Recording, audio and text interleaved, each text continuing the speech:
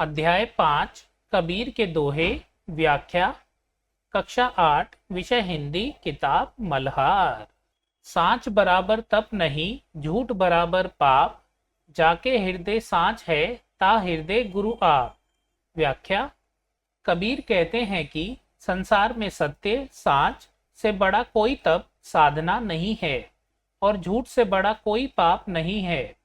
अगर किसी मनुष्य के हृदय में सच्चाई है तो वही उसके लिए सबसे बड़ा गुरु है। यहाँ कबीर ने जीवन में सत्य बोलने और आचरण में सत्यता अपनाने पर जोर दिया है। तपस्या का अर्थ केवल कठोर साधना या कठिन व्रत उपवास करना नहीं है, बल्कि सच्चाई से जीना ही सबसे बड़ी साधना है। झूठ बोलने से मनुष्य के भीतर अंधकार और पाप का भाव बढ़ता है। इस दोहे से शिक्षा मिलती है कि सत्य ही ईश्वर है और जो मनुष्य सत्य में विश्वास रखता है उसके भीतर ही गुरु और ईश्वर का वास होता है। महत्वपूर्ण शब्दार्थ। सांच सत्य, बराबर अर्थात समान बराबरी का, तप अर्थात साधना तपस्या, झूठ अर्थात असत्य, पाप अर्थात बुराई अपराध, हृदय अर्थात हृदय मन, गुरु आप अर्थात स्वयं गुरु ईश्वर स्वरूप। बड़ा हुआ तो क्या हुआ, जैसे पेड़ खजूर, पंथी को छाया नहीं, फल लागे अति दूर। व्याख्या। कबीर इस दोहे में अहंकार और केवल ऊंचे पद या धन दौलत के प्रदर्शन की निरर्थकता समझाते हैं। खजूर का पेड़ चाहे जितना भी ऊंचा हो, परंतु ना तो राहगीरों को उसकी छाया मिलती है और ना ही उसके फल आसानी से उपलब्ध होते हैं। उसी प्रकार यदि कोई मनुष्य सिर्फ ऊंचे पद पर बैठकर या बड़ा बनकर दूसरों के काम ना आए तो उसका बड़ा होना व्यर्थ है। असली महानता उसी की है जो दूसरों के जीवन में सुख, सहारा और सहयोग दे। इस दोहे से शिक्षा मिलती है कि सच्ची महानता सेवा और विनम्रता में है, केवल ऊंचाई या पद प्राप्त करने में नहीं। महत्वपूर्ण शब्दार्थ। बड़ा हुआ अर्थात ऊंचा होना, पेड़ खजूर अर्थात खजूर का वृक्ष, पंथी अर्थात राहगीर यात्री, छाया अर्थात परछाई ठंडक, फल लागे अति दूर अर्थात फल बहुत ऊंचाई पर लगना पाना कठिन। अगला। गुरु गोविंद दो खड़े, काके लागो पाए, बलिहारी गुरु आपने गोविंद दियो बताए। व्याख्या। इस दोहे में कबीर ने गुरु की महिमा का वर्णन किया है। कबीर कहते हैं कि अगर सामने गुरु और ईश्वर गोविंद दोनों खड़े हों तो पहले किसके चरण छुएं। वे कहते हैं कि मैं तो गुरु को ही प्रणाम करूंगा, क्योंकि गुरु ने ही मुझे ईश्वर गोविंद तक पहुंचने का मार्ग बताया है। गुरु ही वह मार्गदर्शक हैं जिनकी कृपा से मनुष्य ईश्वर को जान पाता है और जीवन का सच्चा मार्ग मिलता है। इससे शिक्षा मिलती है कि गुरु का स्थान ईश्वर से भी ऊंचा है, क्योंकि गुरु के बिना ईश्वर की प्राप्ति असंभव है। शब्दार्थ। गुरु अर्थात अध्यापक मार्गदर्शक, गोविंद अर्थात भगवान विष्णु ईश्वर, दो खड़े अर्थात दोनों सामने खड़े, काके लागों पाए अर्थात किसके चरण छूऊं, बलिहारी अर्थात बलिदान होना कृतज्ञ होना, बताए अर्थात बताया मार्ग दिखाया। अति का भला न बोलना, अति का भला न चूप, अति का भला न बरसना, अति की भली न धूप। व्याख्या। कबीर इस दोहे में संयम और मध्य मार्ग की शिक्षा देते हैं। वे कहते हैं कि अधिक बोलना भी कठिन नहीं है और अधिक चुप रहना भी उचित नहीं है। अधिक वर्षा होने से खेती नष्ट हो जाती है और अधिक धूप से भी फसल और जीवन पर संकट आ जाता है।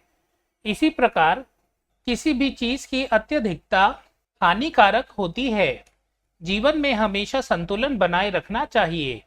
इससे शिक्षा मिलती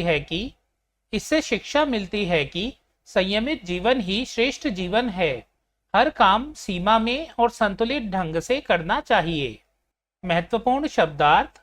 अति अर्थात अधिकता, भला अर्थात अच्छा, चूप अर्थात चुप्पी मौन, बरसना अर्थात वर्षा होना, धूप अर्थात सूर्य का तेज।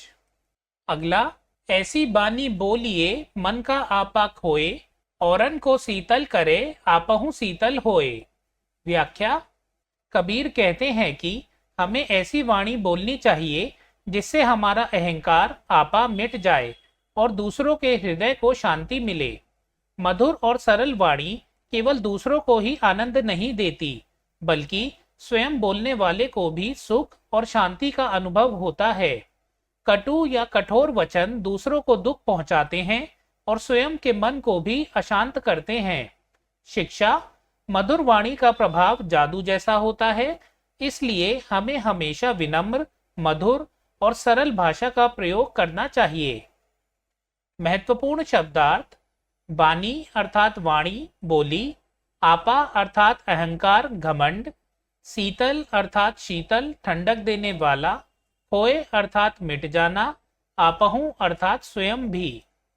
अगला। निंदक नियरे राखिए, आंगन कुटी छवाए। बिन पानी साबुन बिना निर्मल करे सुभाए। व्याख्या। कबीर इस दोहे में निंदा करने वाले आलोचक का महत्व बताते हैं। वे कहते हैं कि निंदक को अपने पास ही रखना चाहिए, यहाँ तक कि अपने आंगन में ही झोपड़ी बनाकर, क्योंकि वह बिना पानी और साबुन के ही हमारे स्वभाव और आचरण को निर्मल कर देता है। आलोचक हमारी कमियों को बताता है जिससे हम अपने दोष दूर कर सकते हैं। शिक्षा। हमें आलोचना से डरना या क्रोधित नहीं होना चाहिए, बल्कि उसे सुधार का अवसर मानना चाहिए। शब्दार्थ। निंदक अर्थात बुराई करने वाला, आलोचक। नियरे अर्थात पास। कुटी छवाए अर्थात झोपड़ी बनवाकर रखना। निर्मल अर्थात शुद्ध, पवित्र। सुभाए अर्थात स्वभाव। अगला। साधु ऐसा चाहिए जैसा सूप सुभाए, सार सार को गही रहे, थोथा देई उड़ाए। व्याख्या। कबीर यहाँ सच्चे साधु सज्जन व्यक्ति के गुण बताते हैं। साधु वैसा होना चाहिए जैसा सूप, अनाज झाड़ने का औजार, होता है। सूप की विशेषता यह है कि वह अच्छे अनाज को अलग रखता है और भूसी या कचरा उड़ाकर अलग कर देता है। उसी प्रकार साधु को भी जीवन में सत्य, ज्ञान और अच्छाई को अपनाना चाहिए और असत्य, अज्ञान व बुराई को छोड़ देना चाहिए। शिक्षा। विवेकशील व्यक्ति वही है जो सार को ग्रहण करे और निरर्थक बातों को त्याग दे। शब्दार्थ। साधु अर्थात सज्जन, संत। सूप अर्थात अनाज झाड़ने का औजार। सुभाए अर्थात स्वभाव।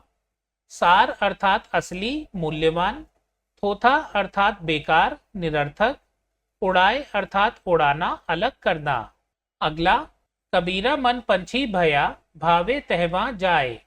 जो जैसी संगति करे सो तैसा फल पाए। व्याख्या।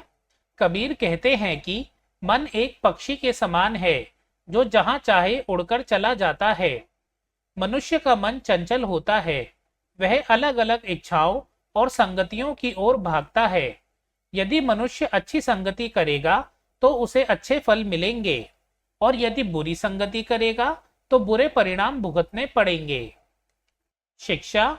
हमें अपने मन को नियंत्रित कर सत्संग, अच्छे लोगों की संगति में रहना चाहिए, क्योंकि संगति का सीधा असर जीवन के फल पर पड़ता है। शब्दार्थ। मन पंछी अर्थात मन पंछी जैसा चंचल। भावे अर्थात अच्छा लगना, इच्छा होना। संगति अर्थात साथ, संग। फल पाए अर्थात परिणाम पाना। कवि से परिचय। एक ऐसे संत जो करघे पर कपड़ा और मन में कविता बुनते बुनते इतने प्रसिद्ध हो गए कि उनकी कविताएं आज भी लोग भजनों की तरह सुनते हैं और पाठ्य पुस्तकों में पढ़ाते हैं। माना जाता है कि कबीर का जन्म 14वीं शताब्दी में काशी में हुआ था। उनकी रचनाएं मुख्यतः कबीर ग्रंथावली में संग्रहित हैं। आज भी उनकी रचनाएं हमें जीवन की सच्चाई को समझने और अच्छा मनुष्य बनने की प्रेरणा देती हैं। दोस्तों, इसी के साथ अध्याय 5 कबीर के दोहे यहाँ समाप्त होता है। हमने कबीर के दोहे पढ़े और उनकी व्याख्या और शब्दार्थ भी पढ़े और साथ ही कवि का परिचय। इस अध्याय से जुड़े सभी प्रश्नोत्तर हम अलग से एक वीडियो में करेंगे। अगर आपको वीडियो अच्छी लगे तो इसे लाइक, हाइप कीजिए और अपने दोस्तों के साथ इसे शेयर कीजिए। और साथ ही मेरा चैनल सब्सक्राइब कीजिए ताकि नए वीडियोस के नोटिफिकेशन आपको मिलते रहें। मिलते हैं नेक्स्ट वीडियो में। वीडियो देखने के लिए आपका धन्यवाद।